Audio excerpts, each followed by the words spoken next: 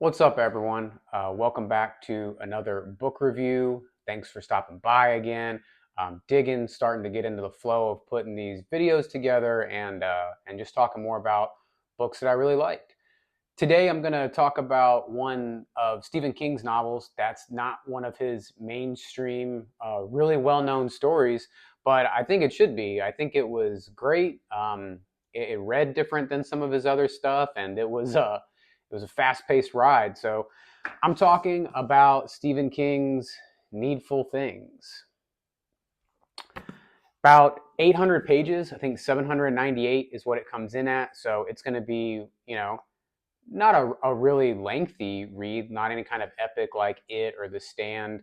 I think it took me just at like 2 weeks. I think I said I read about 50 pages a night, around 2 hours or something like that. So not very long read. It This one reads way different than his other stuff. This is a fast pace kind of rock'em sock'em, one thing after another. It kind of jumps right on in, which is much different, I think, than some of his other stuff, which lays a pretty solid framework for his story as it goes out. This one kind of jumps right in. He he's still, with his character development, is able to provide those backstories and that backdrop, but at the same time he paces this novel a lot faster than his other ones, which makes the 800 pages go by in a breeze. The story is about, it takes place in Castle Rock, Maine, so another Maine setting, which he's real famous for, kind of a Maine guy.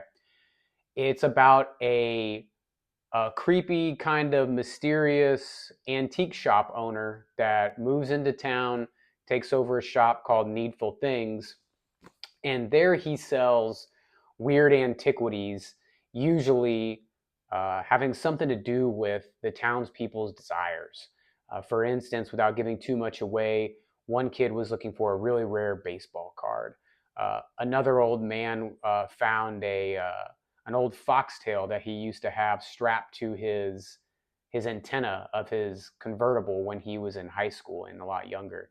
Another one is like a pair of Elvis's glasses that transport a housewife back to some rather risque moments with the king who I have right over my reading chair back there, Mr. Elvis Presley himself. So he sells things that people seem to always wanted, and nothing actually has a real price tag on it. The price tag is whatever you have in your pocket plus a deed to be returned at a later date when he calls for it. So it kind of sets the groundwork for some shady business and stuff like that going on at the shop. And what happens is the shop proprietor, Leland Gaunt, I guess he's kind of the quintessential kind of devil figure, playing on, I can give you whatever you want for something in return. What he starts doing with these people is, he's pulled them in with the allure of giving them exactly what they've always wanted for these deeds. And what these deeds are pranks on the townspeople that kind of reignite old feuds, driving the townspeople absolutely bonkers. He ends up weaving a huge web throughout the town of pranks, of tension, of old animosities that end up becoming violent. In addition to the things that he has sold to these people, they start playing with their minds and making them crazy and obsessive about it.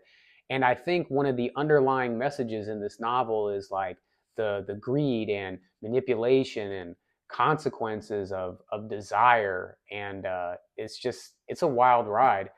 I mentioned the pacing. The pacing on this one is fast. He's going to jump right on in. You are going to get all those characters that you're normally used to, but it's going to be a fast-paced novel. I would I would highly recommend this. I don't know why people, I saw somebody else's book review page and they mentioned it, so I figured I wanted to read another Stephen King because I kind of break it up. I do like a Stephen King and then I'll read another book and then I'll do a Stephen King and then it's like my home base. So someone else mentioned it being fast paced, and they were not right. This is a wild ride. It's a fun read. These 800 pages will go by fast, and you're not going to want to put it down. I know people say that kind of as a cliche. This is one of those. This is a page turner. This is one you're going to want to keep reading past your normal time if you've allotted for reading. It's going to keep you hooked into it. I highly recommend it. So I rate things on a scale of 1 to 5. I would give this one a solid 4. Yeah, solid 4. I was trying to think if we should give it anything higher. I like to come up with the scales on a whim, off the fly. I don't kind of plan any of this stuff out. I hit play and we just record, and whatever comes out comes out. Needful Things. Pick it up. It's a solid read. Solid 4. Page turner. You won't want to put it down. Thanks for stopping by. If you guys like the content, if you like the stuff I'm putting out, just straightforward book reviews, leave a comment below. Let's talk about the book. Let's talk about some of the other book reviews that I have on there. Just trying to start a conversation about literature, looking for like-minded people. So give me a like, give me a subscribe. More to come. I'm going to be doing individual book reviews of all my 2024 stuff, and we'll talk soon. Thanks.